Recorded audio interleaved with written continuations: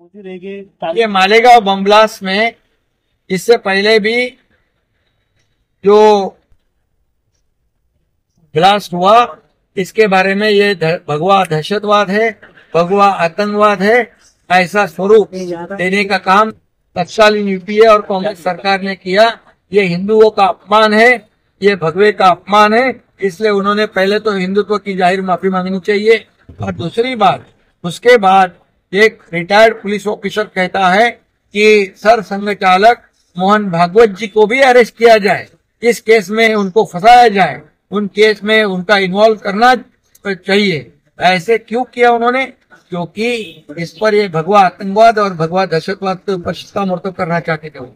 और इसलिए हिंदुत्व के बड़े लीडर इस केस में जोर जबरदस्ती से उनकी इन्वॉल्वमेंट करने की कोशिश। और अभी आज भी हमारे साध्वी प्रज्ञा सिंह जी ने कहा है कि आदरणीय प्रधानमंत्री मोदी जी का भी नाम उन्होंने लेने के लिए इस केस में उनकी इन्वॉल्वमेंट दिखाने के लिए उनको टॉर्चर किया गया है। ये बहुत दुर्भाग्यपूर्ण बात है, ये बहुत ही निंदाजनक बात है। क्या ऐसे वोटों की राजनीति के लिए इतनी घिनौनी हरकत कोई कर सकता है? इतने निचले स्तर पर कोई जा सकता है? इतने निचले स्तर पर राजनीति कोई कर सकता है? ये बड़ा नमूना ये कांग्रेस ने, यूपीए ने दिखाया है। और इसलिए इसका जिसकी कड़ी निंदा जितनी करे उतनी कम है।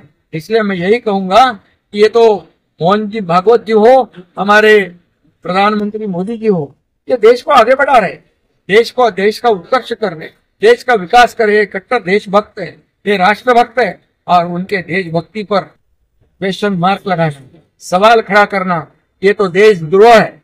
ये पाकिस्तान की बोली बोल रहे हैं। ऑपरेशन सिंदूर का भी इन्होंने विरोध किया, ऑपरेशन सिंदूर का भी मजाक बनाया। ये राहुल गांधी हमेशा ये पाकिस्तान की बोली बोलता है, पाकिस्तान में उनको बहुत उनका नाम होता है। राहुल गांधी ऐसे नमूने दिखाते, एग्जाम्पल दिखाते, देखो राहुल गांधी ने ऐसा बयान दिया। ये क्या उचित है? ये कौन सा देश प्रेम है?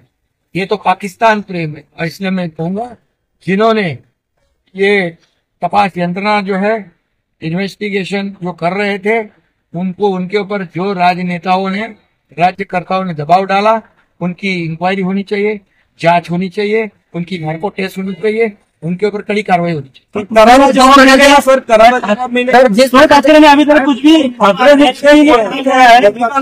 हिंदुत्व के बारे में सवाल ने अभी हिंदुत्व छोड़ दिया है।